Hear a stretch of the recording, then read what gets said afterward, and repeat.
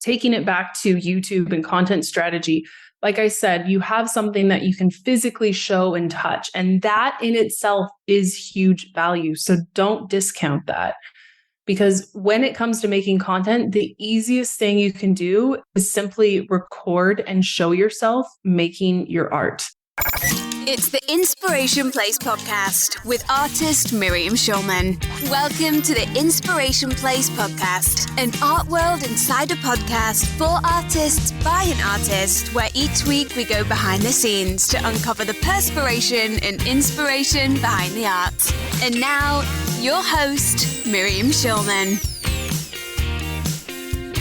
Today's guest is known for her video marketing expertise in helping individuals who may not be Insta-famous make substantial revenue through their businesses. With her no-fluff courses and membership, she has empowered over 30,000 people to build more profitable brands. Her focus on tangible results and revenue generation sets her apart as a marketing educator who understands the importance of building money-making brands. She's been featured in Forbes, Entrepreneur, Digital Marketer, Social Media Examiner, and way too many to list them all right here. Please welcome to the Inspiration Place, Elise Darma. Well, hey, welcome to the show. What an intro. I'm super glad and pumped up now to chat with you all about our juicy topics. So I'm excited. Yeah. So, Elise, the reason I invited you is because even though you have 180,000 Instagram followers, and most people do interview you about Instagram and TikTok. I know you're mostly known for that. You also have 120,000 YouTube subscribers.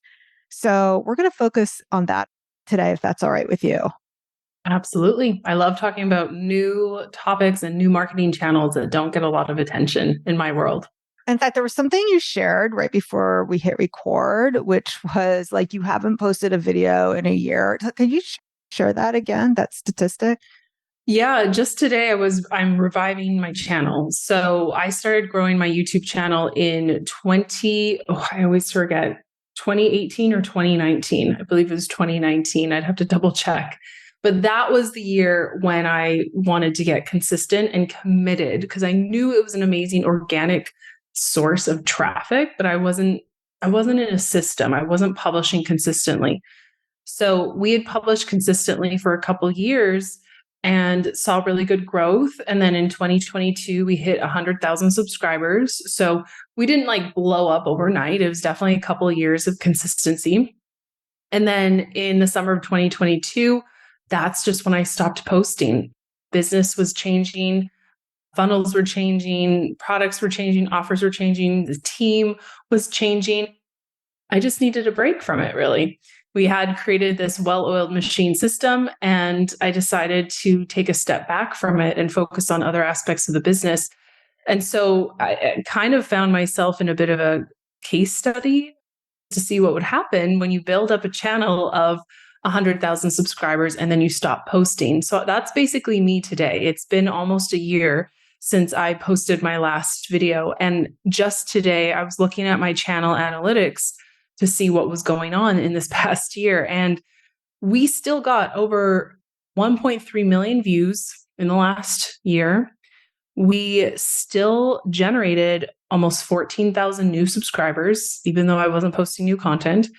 And the estimated revenue that YouTube paid me for having ads turned on my channel is almost $14,000. So wow. Not bad.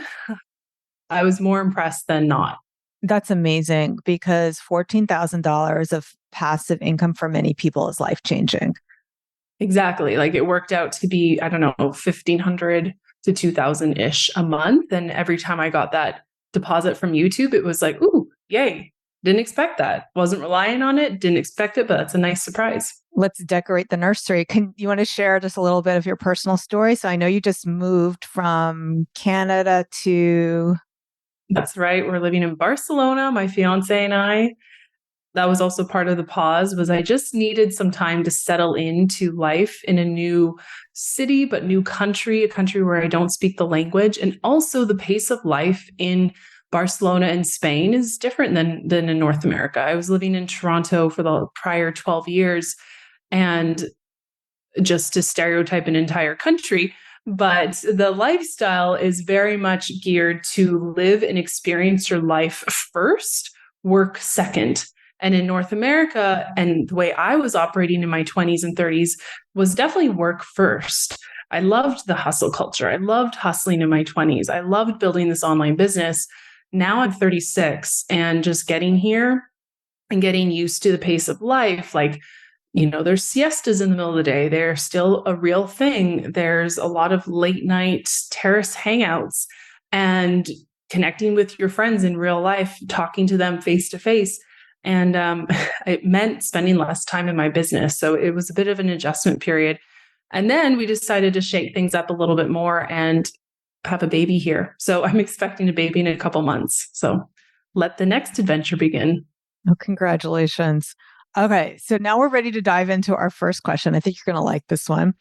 As an elder millennial and someone with experience in both the pre-internet world and the digital marketing world, how have you seen YouTube evolve as a platform for, and we're going to speak mostly to artists, but if it's not exactly artists, it's just for people, that's fine too. And what opportunities does it offer now? Good question. And you just reminded me of a moment back in 2006. And I was on the transit going to university, studying I was doing a communications degree, and someone had a newspaper open in front of me. And they looked up at me and they were reading an article and they said, "What is YouTube?" And this was 2006. YouTube was very, very young. Wait, was it 2006? It was somewhere around that period of time. And or maybe it was 2008. But I remember that moment where someone couldn't wrap their head around what this YouTube platform was for video. And to be honest, I barely understood it myself. This was when social media networks were just starting to take off. And by that, I mean, I was on Facebook. MySpace. And Facebook, MySpace I had been on as a teenager. But Facebook was very, very rudimentary. It was like you had your wall, right? Your wall was where you put your updates. And then I remember when photos came out and having the ability to post a photo was huge. And then all of a sudden, last night's party turned into a whole album on Facebook, which you would probably never do today. But that was our behavior. It was like, hey, last night was great. Let me share these photos with you through my Facebook wall and post the whole album. So I've seen this evolution. And then I got into social media marketing in 2010 as a social media marketer, which basically meant Facebook and Twitter at the time. Those were the two networks. And I started dabbling in YouTube as a university student. So again, in 2010, I just started vlogging. I started recording my life as a student. I wanted to be an on-air broadcast journalist. So I thought this would be a cool way to just put my degree into action, start storytelling, start editing videos. And I had a channel which is archived, but it's somewhere on the internet. And that was I can't remember who my inspiration was at that time, because that was when the YouTube celebrity wasn't really a thing yet, but there were a couple channels where everyone heard about them. Everyone talked about them. Lonely Girl 13, I think, was one of them that comes to mind. And it was really an artistic project where the characters were acting, but we were following the videos as if we were following someone's real life. So it was kind of like reality TV.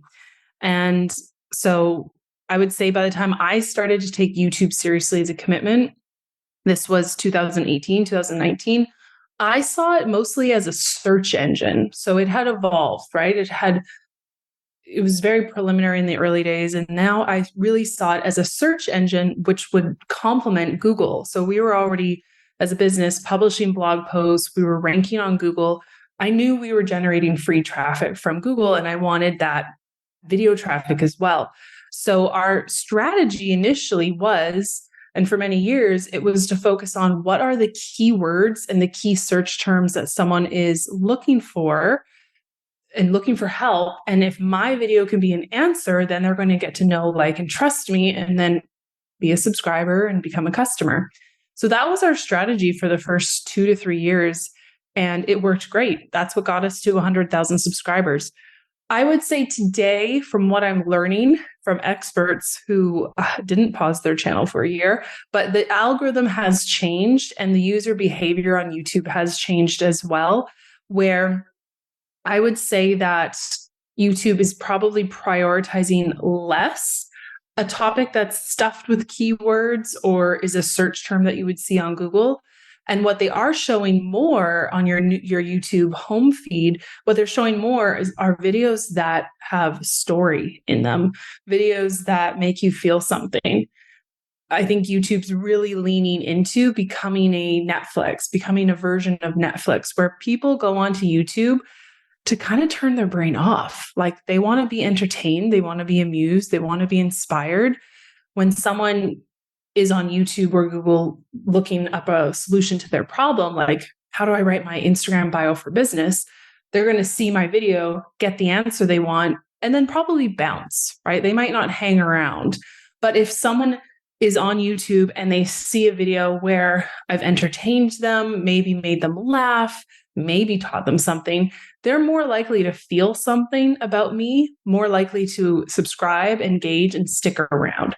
So that's my understanding of the YouTube algorithm today, is that you can still go after those keywords and go after those search terms and you will get traffic.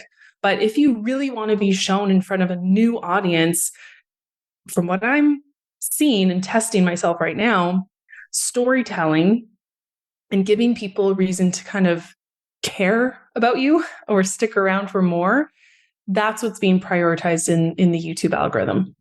That makes a lot of sense. And it also goes along with my own behavior. I actually canceled Netflix and my husband and I only watch YouTube.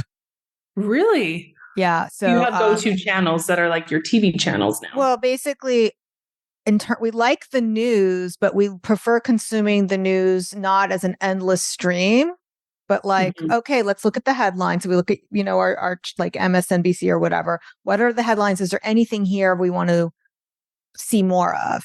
And then there's a couple of not like network televisions, but there's a couple of, I'm very progressive liberal. So there's a couple of YouTubers who we follow because we like their commentary. So, but it's always like, let's look at the headline, and then it makes us more selective about our viewing time. So, yeah. All right. So let's get into some of these key elements that makes a successful YouTube channel. What strategies, what content type or formats would you recommend for artists to focus on? Because I'm sure this isn't too much different from what you're teaching in Reels and TikTok. Is that right? Or no? I would say that what I'm learning about the YouTube algorithm, it is similar to what we're seeing on TikTok and Instagram. I mean, TikTok has a bit of a search algorithm aspect to it, so it kind of has pulled from YouTube. But at the end of the day, it's there to entertain. And I think most of these platforms are trying to compete with Netflix. I think that's what their goal in mind is. So if artists want to engage their audience more, what do you recommend that they do to maximize that engagement and the growth? Well, first of all, anyone who works with a physical product or works with their hands or works with a good that they can see, touch, and feel, I'm jealous because I work in the info product space. I work in the digital product space. I can't actually touch my online courses and show them to you. So for artists, I have artists in my audience often, and they struggle because they feel like Instagram's not for them anymore. They feel like they're at a disadvantage because their offer, AKA their art, doesn't solve a problem. And a lot of times us educators, we're talking about, well, share your value. What's the transformation you can give someone? And the artists in my industry and in my audience, they say, it's just nice art that someone wants to put on their wall. Like, what's the value? And I think there was room for a bit of a mindset reframe, I would say, just as an external person, not in the art world. I think people undervalue that value that they are giving someone. They're giving someone beautification of their home. They're giving someone happy feelings, good feelings. There's value to that. Yeah, I think this was something that we talked about in the last time I interviewed you, because I think I interviewed you in 2020 and during the height of the pandemic. And art is what gives our life meaning in all modalities, especially in a time where there's a collective crisis. The world needs art more than ever. So if you can share some of your meaning behind the art in the storytelling and the way Elise is talking about, that's what people need to hear from you. And I'm always more drawn to art when I understand either the story of the artist or the story of the art behind it. It's not just the 2D representation of whatever it is. It's always, what is the artist trying to say with this art? What do they say? What do they say out in the world that has nothing to do with art? All those things make a difference to me. And those are the artists that I follow and admire. Absolutely. You're right. I am getting flashbacks of this conversation. So it's something that I've felt strongly about for many years. I know artists have certain internal things to overcome. There's the whole trope about being the starving artist and that sort of thing. So taking it back to YouTube and content strategy, like I said, you have something that you can physically show and touch, and that in itself is huge value. So don't discount that, because when it comes to making content, the easiest thing you can do is simply record and show yourself making your art. And it sounds so simple, and it requires some planning, right? Like you need the camera, you need the tripod, you need to have the battery charged or get one of those plug-in battery connectors. But there are so many niches, especially on YouTube. So first of all, go ahead and type in your specific art niche on YouTube and see what content people are creating. But I think in 2020, I just saw an explosion of micro niches, like the most random niches take off on YouTube because people were looking to escape. They were looking to tap into a life that wasn't theirs when they were stuck in a condo in lockdown. So I think of my fiance as an example. He is the most eclectic YouTube watcher I've ever met. He follows farm life quite closely. He follows a few YouTubers who just track their day working on the farm. Him and I live in Barcelona. We don't live anything close to a farm life, but that's why he finds it fascinating. He follows chefs. He's now following a vegan chef somewhere in the UK. We're not vegan, but he just loves that look into someone else's life. And generally I find he goes for these calming niches like farm life, cooking, anything to do with animals. I remember in the pandemic, we were watching a man build his cabin in the woods in Ontario, and he wasn't even talking on camera. He was just making his fried egg, showing us his kitchen, going out chopping wood, and it was so relaxing. So when I think of artists, I think of you giving that experience to other people because you don't even have to talk on camera. People love just hearing the sounds that you're making in your studio. ASMR is a huge niche on YouTube as well. And they love just seeing you in your natural environment. You don't have to perform. You can film in hyperlapse or time lapse if you wanted to do like a sped up version. Let's say you're creating something that would take you 2 hours. You could film a hyperlapse or time-lapse version of it so that people can see the result in 5 or 10 minutes. That's one way that you can film or produce your content. Or you can film it in real time and give yourself the option. Just post a 1-hour video of you making your art. And if the algorithm finds what you're doing interesting and people are watching for like 30, 60 minutes, guess what? The algorithm is going to love you because you're keeping people on the YouTube channel longer than my videos that are 5 minutes, right? So that's why we're seeing this long form content. I'm seeing videos, even in my space, now get bumped up to 20, 30, 40 minutes because the algorithm, more than anything, prioritizes the length of time that people are spending watching your videos. Yes, it's important to get the click. Yes, it's important to actually, I'd say it's not that important to get a comment, but the algorithm, think about YouTube as a business, just like any TikTok, Instagram, they want their users to stay in the app. If you're creating content that's keeping their users in their app, they're going to love on you for that. And they're going to show your content to more people that it believes would be interested in your content. So that's what I would do as an artist. I would create, you probably already have a studio. I would just add a bit more equipment to make it more of a a video production studio, which again, you could literally just start with your phone on a tripod. I think we talked about this last time too. You don't need anything crazy, right? Like this is all from Amazon. This is a tripod. This holds my phone. That's all you need. And just set yourself up to film and post and see what happens.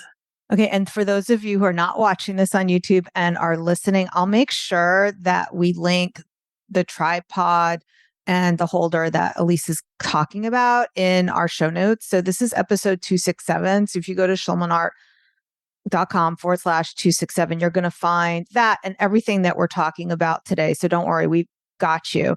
And I want to just add one more thing, Elise, because a lot of artists think they have to share their techniques.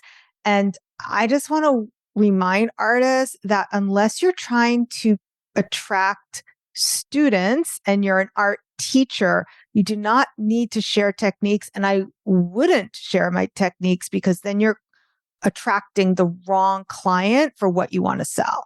Do you want to say more about that?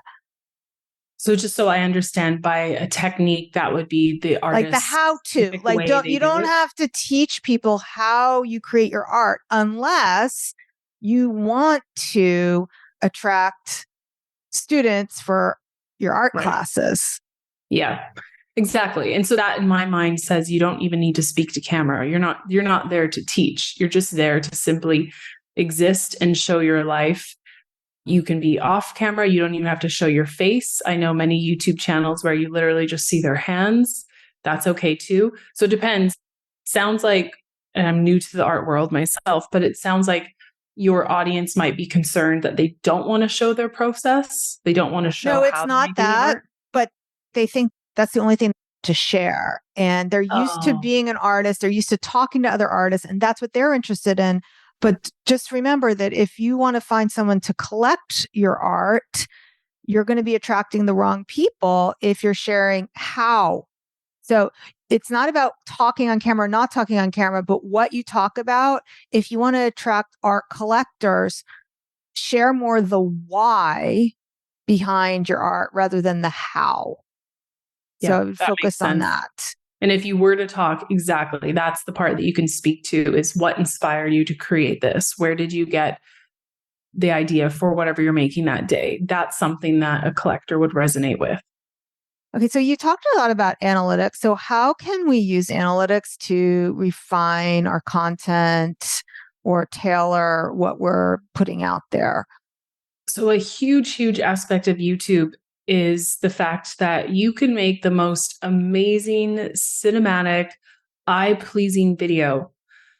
But if your title and your thumbnail do not kind of sell someone into clicking on your video, you're not going to get the view.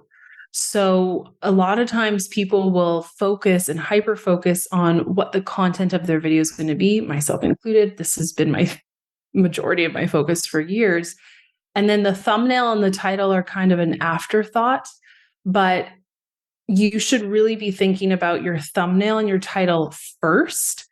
And then make sure that it is going to be interesting enough. And this is maybe more of a business perspective. For an artist, you might not have to think this much into it. But for me, I really think about what is the title that kind of intrigues someone, piques their curiosity. I can't give it all away. And this is, by the way, a different way of titling than I have in the past. In the past, it was all about search terms. How to use a sauna, right? If someone's typing that in, that's the title of my video. We're moving away from that on YouTube. And now it's much more like a hook or a headline using some of your keywords, of course. And then the thumbnail also is a great place to create some mystery and some intrigue. So that's why if you go onto YouTube right now, all you have to do is scroll your home feed and the algorithm will recommend videos that it thinks you might be interested based on your watch history, based on its connection to your Google account, all that data. And just take a look at the thumbnails and see which ones are catching your eye, because today more than ever, people are spending a lot of time, thought, and strategy into their thumbnails to create that mystery, to create that allure so that people get the click. You have to get the click in order for your video to be seen. So again, this might be more emphasized for the B2B space, like what I'm in. an artist just might be able to put a thumbnail of their art and call it a day. But I Actually, would really think about that. I do think that artists should always use faces on their avatar. And I would also say on your thumbnails, because people want to connect with other people. They don't want to connect with faceless brands. That was something that I definitely learned from you, Elise, is like your profile picture on Instagram. You're either, and I know you've done it both ways. You're either making eye contact and it's a nice, happy, friendly picture, or you're looking to the right, to the right, to the right to look at the feed. That's right, to look at the feed. So if you look at Elisa's Instagram, which we'll link in the show notes, it's just Elise Darma. Is that right? That's right. Yeah. Yeah. Okay. So you can see also her background is a bright color, so which you can all do in Canva. And the other thing I learned from you, Elise, was on YouTube.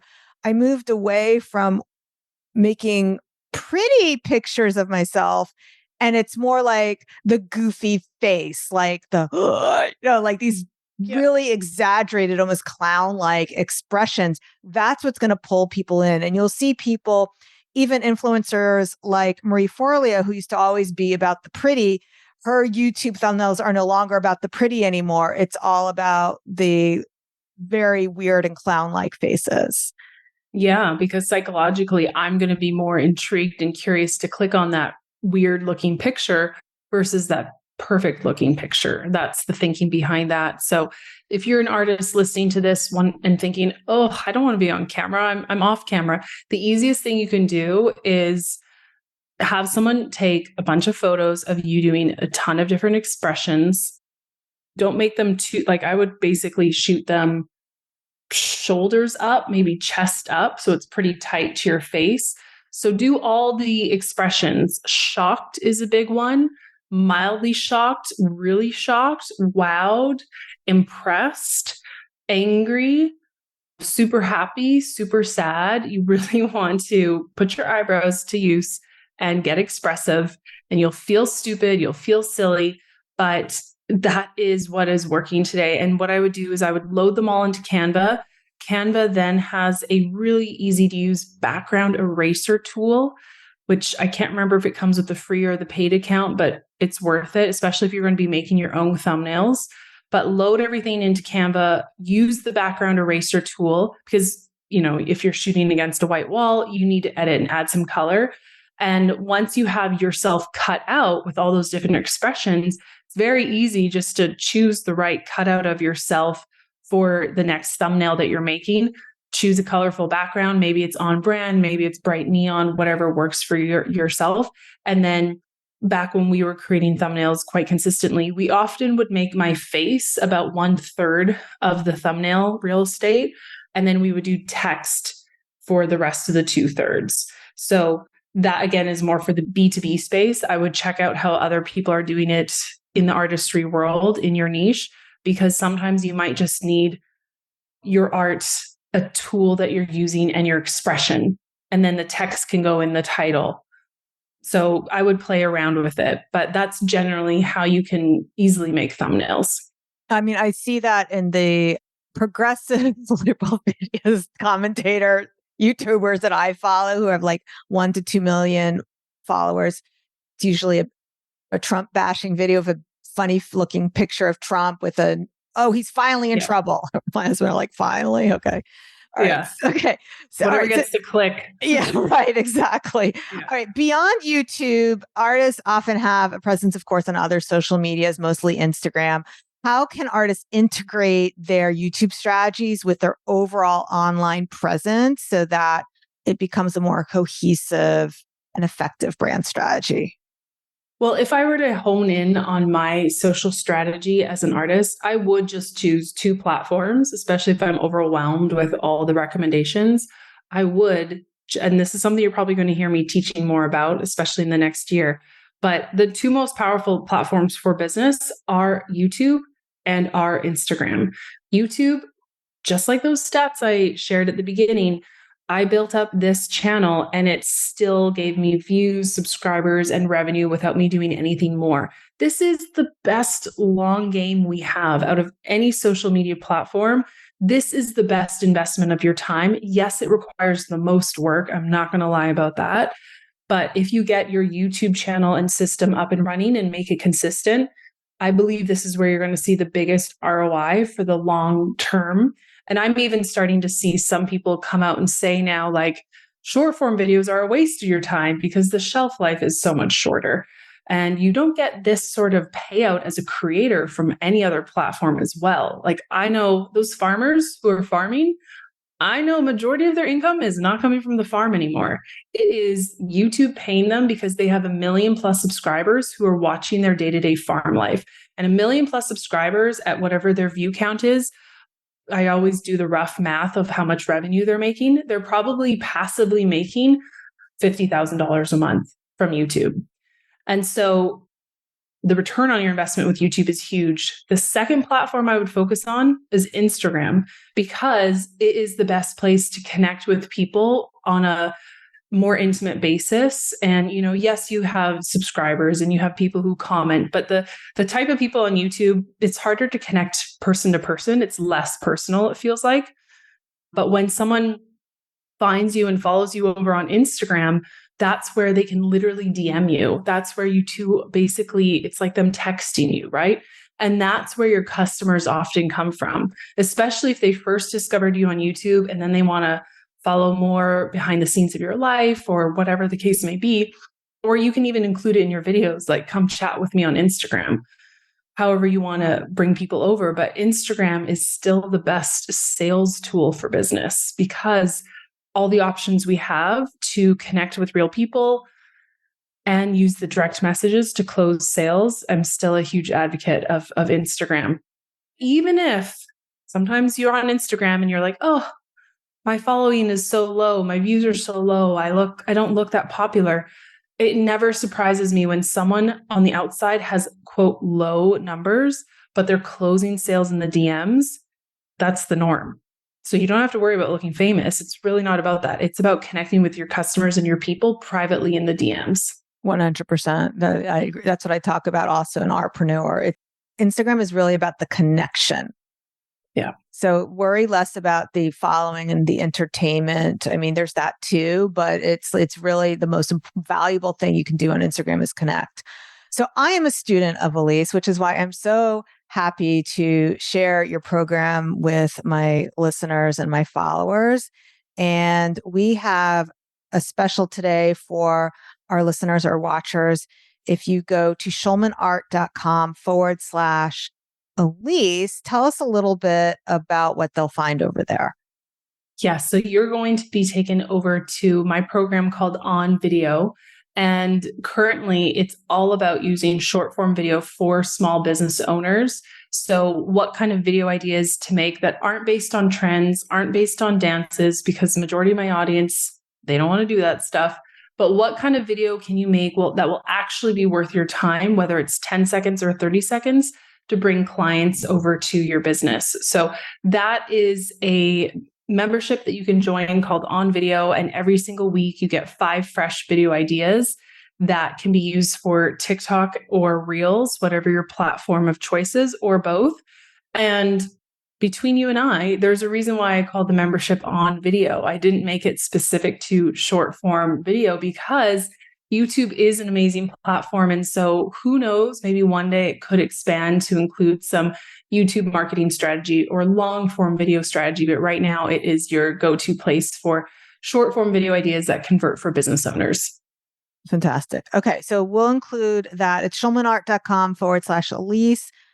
Everything's in the show notes. Again, this is episode 267, schulmanart.com/267, or just pop right down into the show notes, YouTube. It's right below on podcast, right in your podcast app. Do you have any last words for our listeners before we call this podcast complete? Absolutely. Just like what we talked about, get your work out there. Don't be afraid of what Susie from grade 6 might say or think, but put your work out there. You never know if it's going to be found by the right person who's looking for exactly that. I love the way you picked Susie. I had to write in my book about a mean girl, and I named her Susie also. Sorry, all Susies out there. When I was in high school in the 80s, Susie was a very popular name, so I just went with it. I guess I was thinking along the same level. So, yeah. All right, fantastic. All right, everyone. Thanks so much for joining me. I'll see you the same time, same place next week. Until then, stay inspired. Thank you for listening to the Inspiration Place podcast. Connect with us on Facebook at facebook.com/SchulmanArt, on Instagram @SchulmanArt, and of course on schulmanart.com.